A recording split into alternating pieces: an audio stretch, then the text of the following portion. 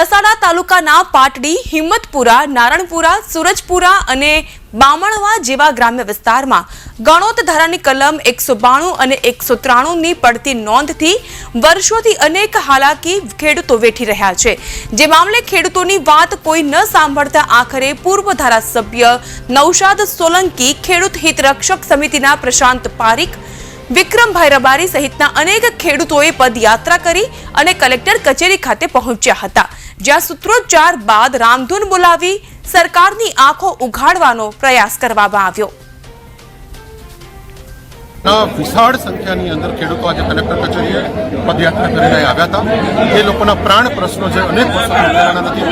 192 ની નોંધનો પ્રશ્ન છે, ડબલ જંત્રીના ભાવનો પ્રશ્ન છે, પાક નિષ્ફળ જે ગયું છે એમાં વાલા દવડાની નીતિ કરવામાં આવી છે અને કોઈને પાક નિષ્ફળ ચૂકવવામાં આવ્યું નથી।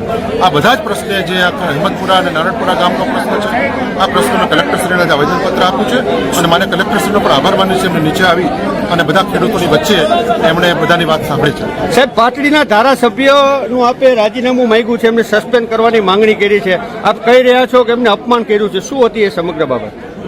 દસાડાના ધારાસભ્યશ્રીએ આ ખેડૂત આંદોલનને દબાવી દેવા માટે, એના આગેવાનોને ધમકાવવા માટે પોતે વિવેક ભૂલી અને સત્તાના નશાની અંદર બેફામ વાણીવર્તન કર્યું છે અને વાણીવર્તનની અંદર કદાચ અમને આગેવાનોને ગાળો દે તો પણ અમને વાંધો નથી, પરંતુ ભગવાન શ્રી હનુમાનજીનું અપમાન કર્યું છે અને આ તમારો હનુમાન આવીને તમને કોઈ મદદ કરવાનો છે, આ રામધૂનના નાટકો કરો છો, આવી રીતે કરી અને એમણે ખેડૂતોને ખૂબ હેરાન કર્યા છે।